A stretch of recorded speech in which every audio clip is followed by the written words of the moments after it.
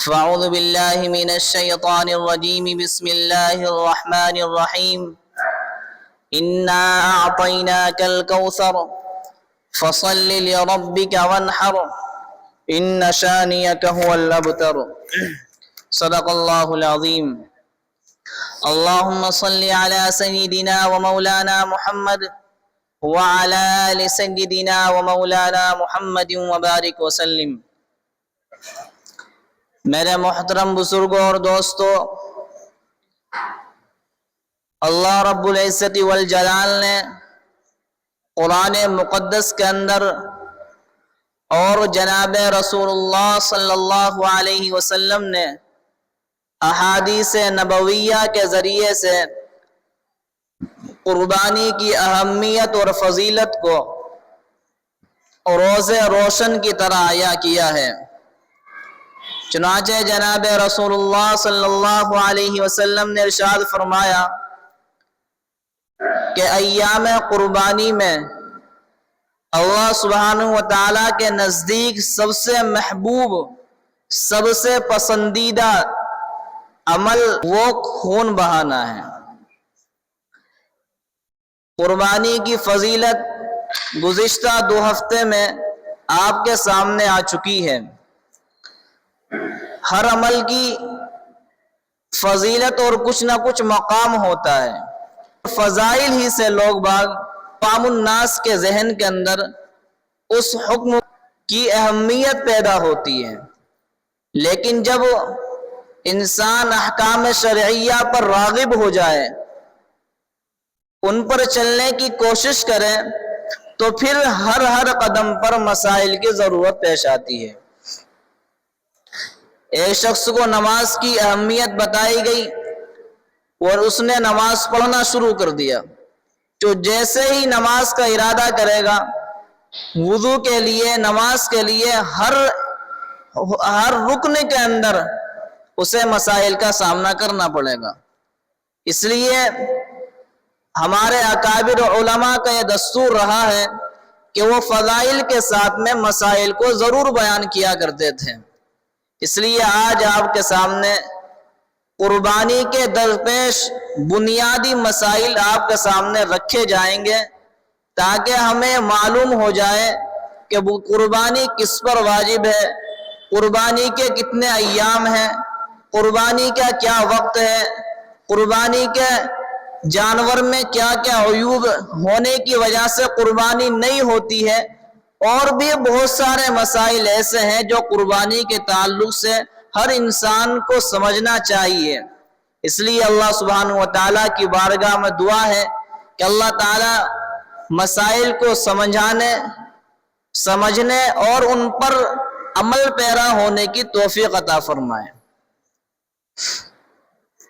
سب سے پہلے قربانی کے تعلق سے شرائط کو بیان کیا جاتا ہے کہ قربانی کی شرائط کیا ہیں کہ جن کی وجہ سے قربانی واجب ہوگی۔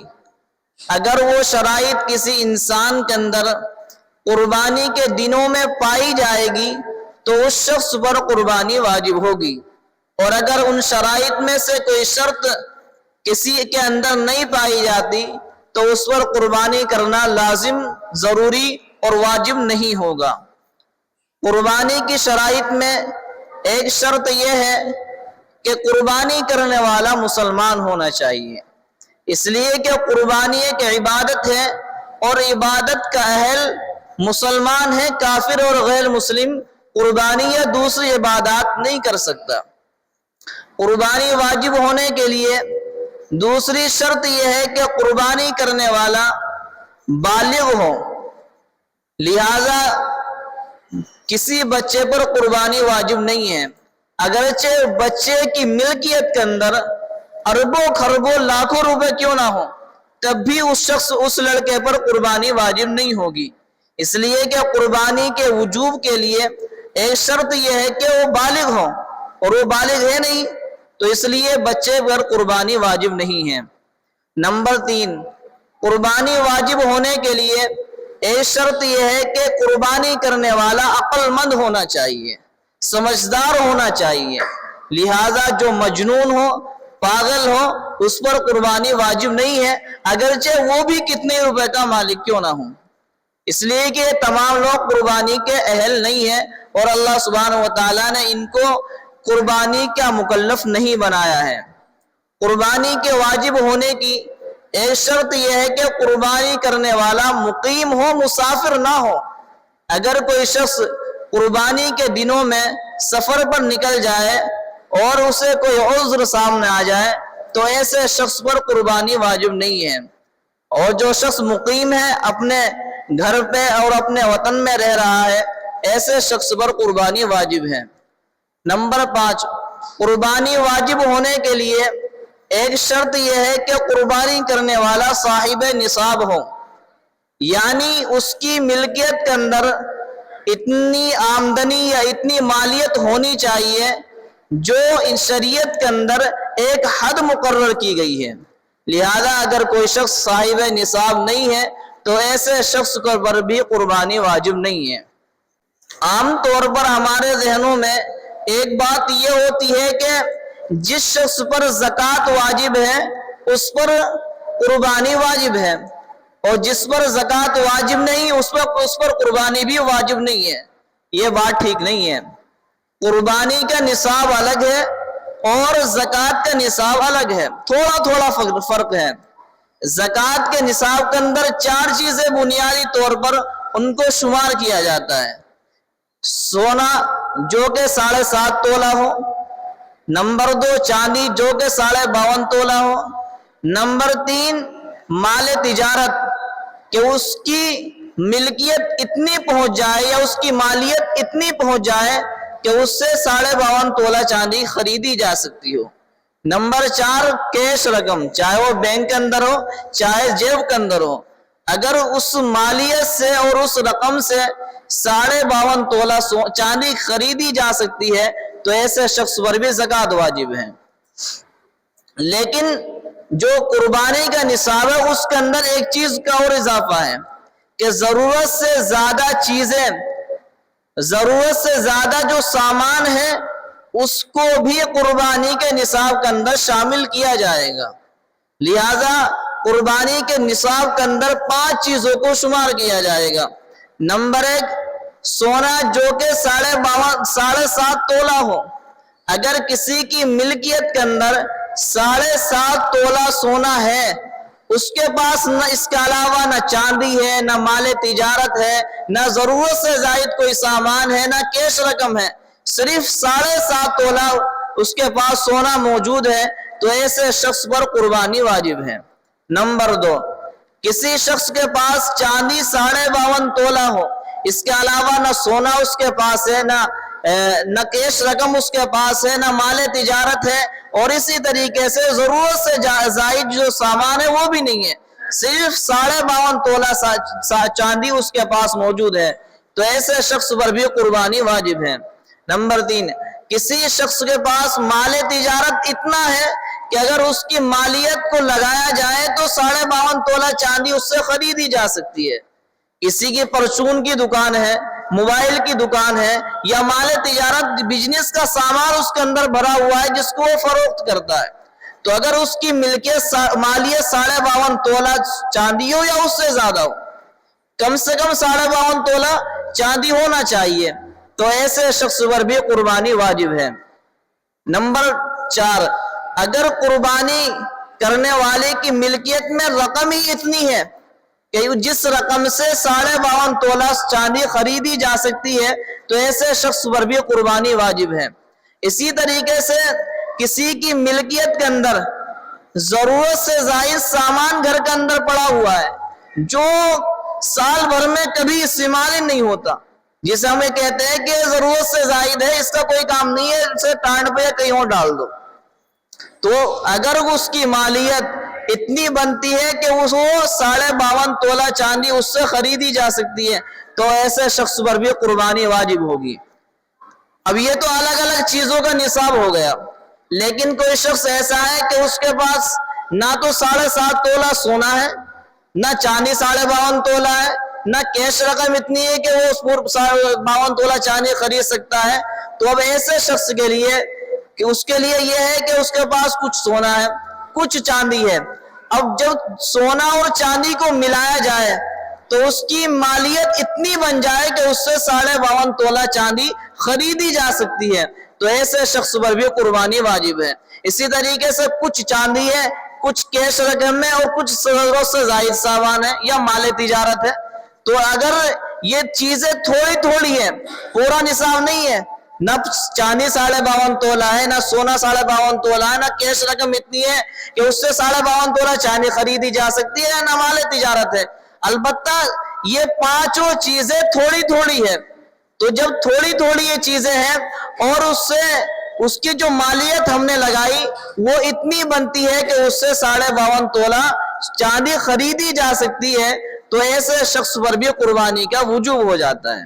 لہذا اس تمام تفصیل سے یہ بات سمجھ میں آتی ہے کہ جس شخص پر زکوٰۃ واجب ہے، اگر قربانی کے دنوں میں نصاب موجود ہے تو ایسے شخص پر قربانی واجب ہے.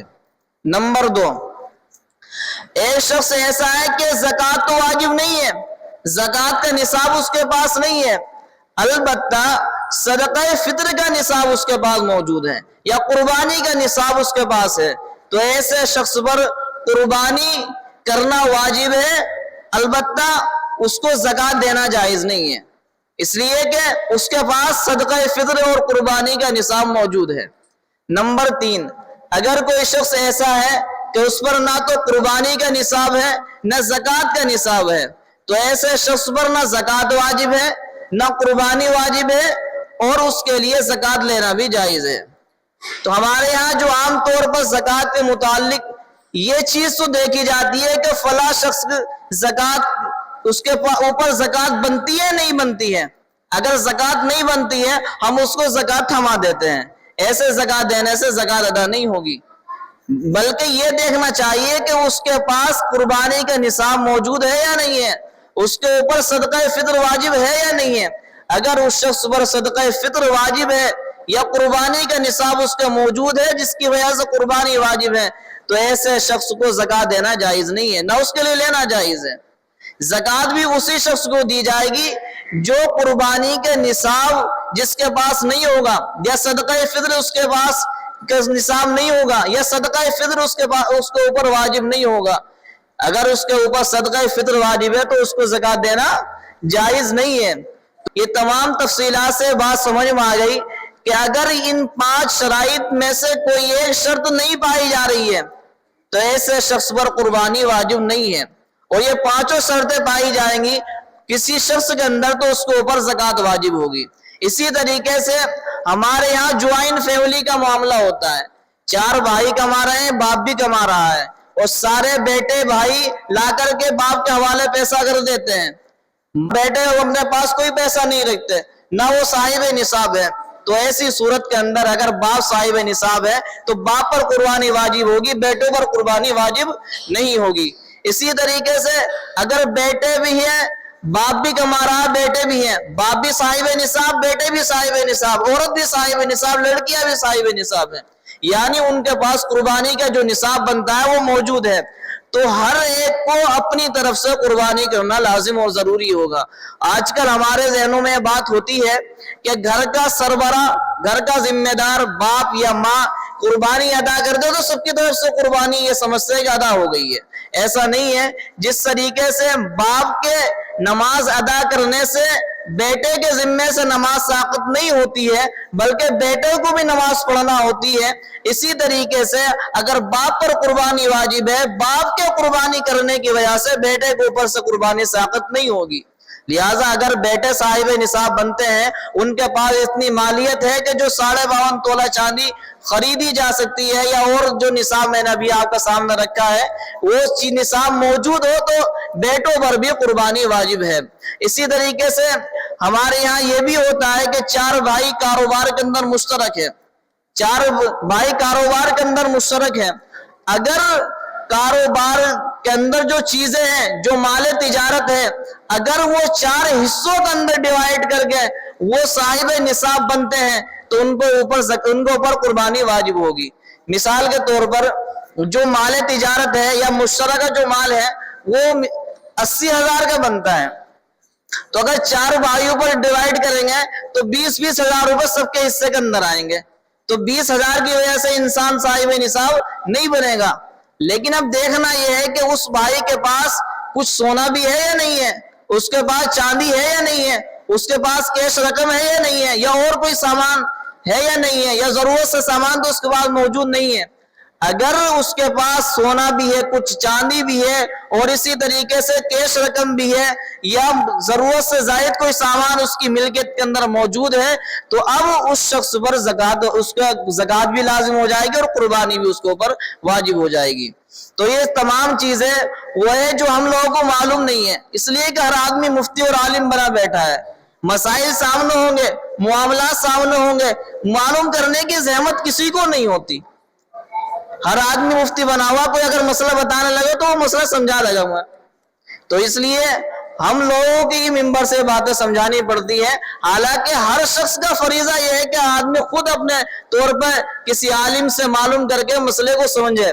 آدمی کے اوپر قربانی واجب تھی, اس نے اپنی واجب قربانی کے ساتھ ساتھ میں کسی کی طرف سے نفلی قربانی کرنا چاہتا ہے.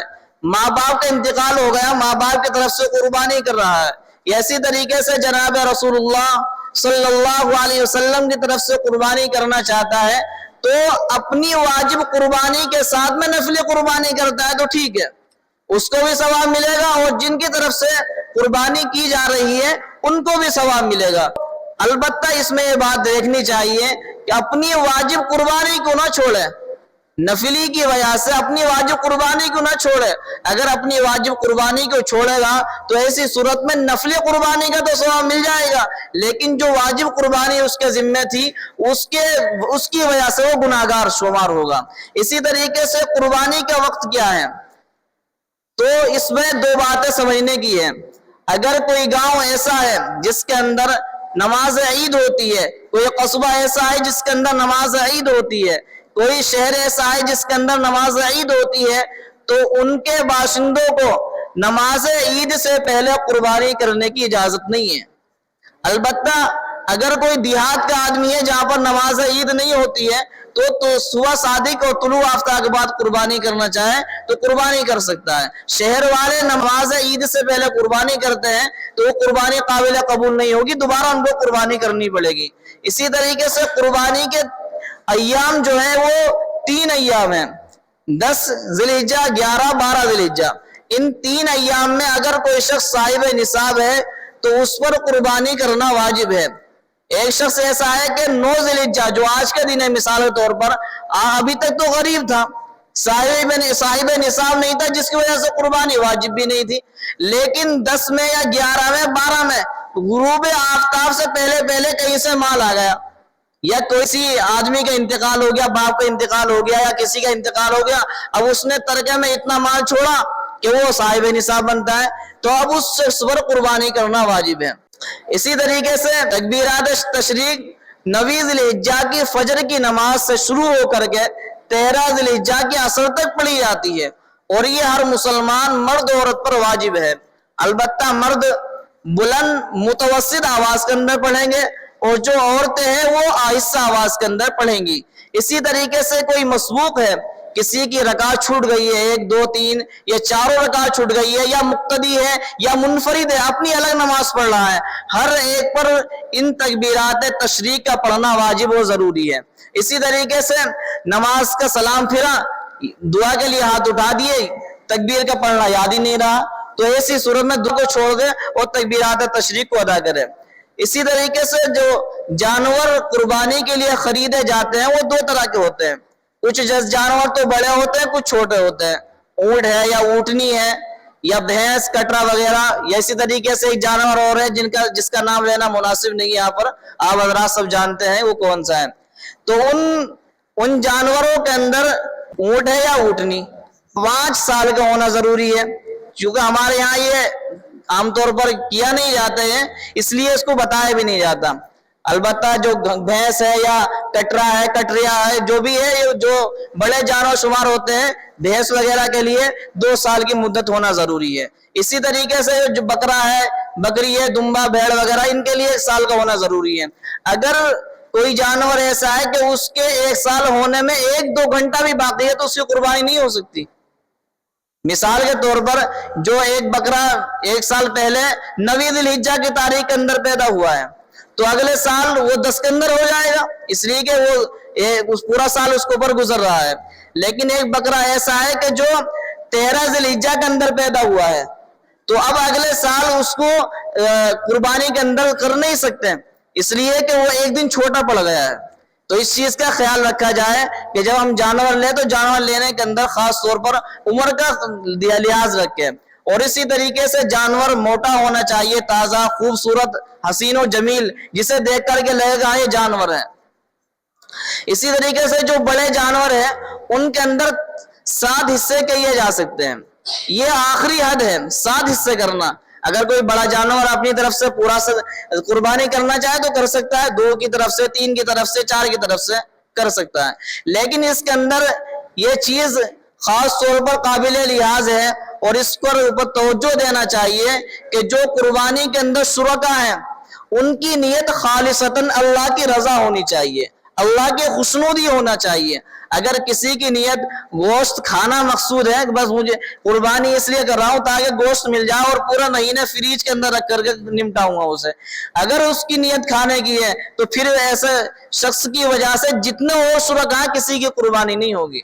اسی طریقے سے قربانی کے اندر جن شرکا کو شریک کیا جائے ان میں سے کوئی سود خور نہ ہو.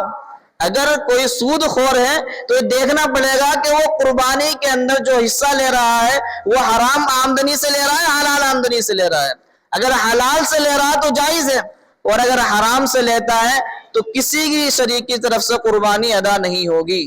اس لیے ایک تو خالصتاً نیت کا ہونا ضروری ہے کہ نیت بالکل صاف ستھری ہو، اللہ تعالیٰ کی رضا اس کے اندر شامل ہونی چاہیے.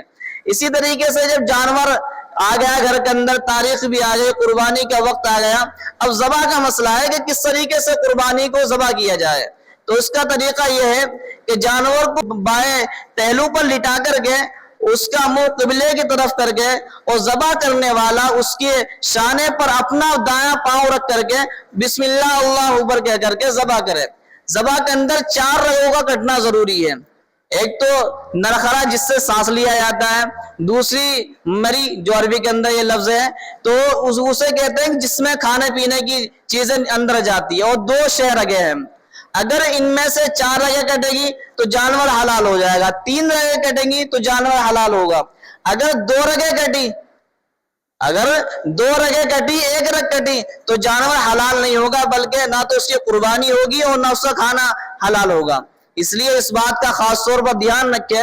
اور اسی طریقے سے جب ذبح کرنے والا ذبح کرتا ہے ابھی صحیح کر کے اس سے 2 رگیں نہیں کٹتی، فوراً قصائی چھری چھین لیتا ہے، لاؤ تمہاری برکت پوری ہو گئی اب مجھے دو.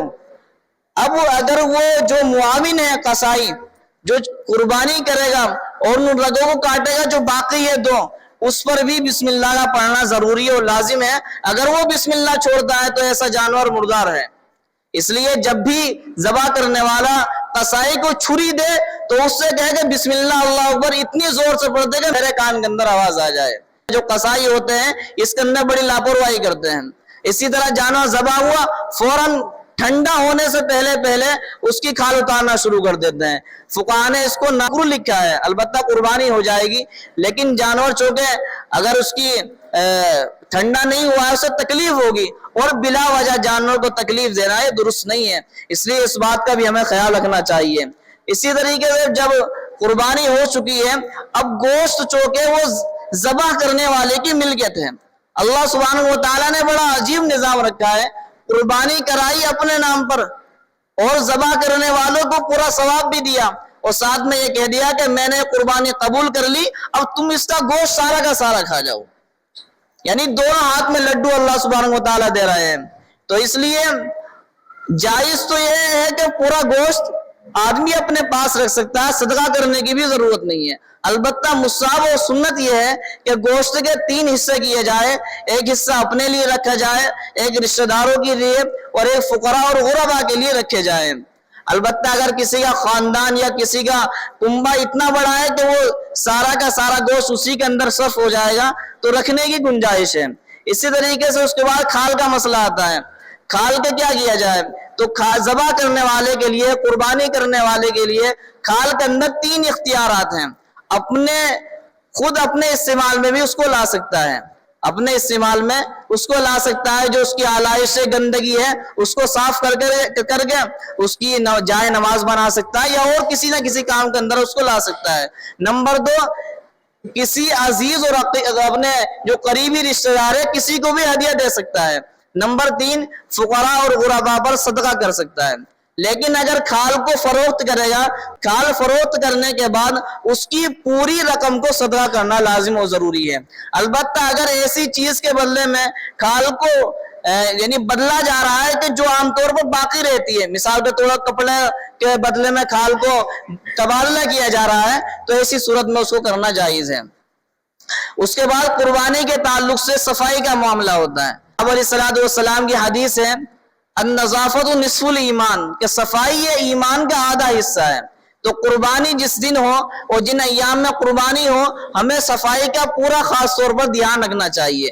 ایسے اعضاء جو قابل استعمال جانور کے نہیں ہیں ان کو کوڑیوں پر پھینکنا، راستوں پر پھینکنا، یہ کسی بھی طریقے سے جائز نہیں ہے، اس لیے کہ اس سے گندگی ہوگی، بدبو ہوگی، محلے والوں کو بھی تکلیف ہوگی، اور اسی طریقے سے جو راستے پر گزر رہے ہیں ان کو بھی تکلیف ہوگی۔ اور آپ علیہ الصلوۃ والسلام نے ارشاد فرمایا من سلم المسلمون من لسانہ ویدہ، کہ مسلمان، کامل درجے کا مسلمان وہ ہے کہ جس کے ہاتھ پاؤں سے اور زبان سے کسی کو تکلیف نہ پہنچے۔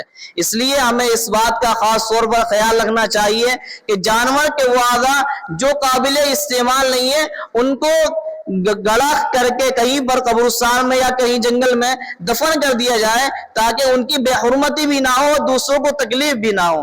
اسی طریقے سے جانور کے کچھ اعضاء حرام و ناجائز ہیں۔ جو دم مسفوح ہے، بہنے والا خون ہے، اس کو کھانے کی اجازت نہیں ہے۔ نر اور مادہ کی جو پیشاب کی جگہ ہے اس کو بھی نہیں کھا سکتے، اور جو پاخانے کی جگہ ہے اس کو بھی نہیں کھا سکتے، پتے کو نہیں کھا سکتے، مثانے کو نہیں کھا سکتے، ان تمام چیزوں کو نہیں کھانا چاہیے۔ اور علامہ طحطاوی رحمہ اللہ نے حرام مغز کا بھی اس کے اندر شامل کیا ہے، کہ جو ریڑھ کی ہڈی سے جو سفید قسم کی وہ چیز ہوتی ہے اس کو بھی نہیں کھانا چاہیے۔ سبحانہ و تعالیٰ جو باتیں کہی گئی ان پر عمل کرنے کی توفیق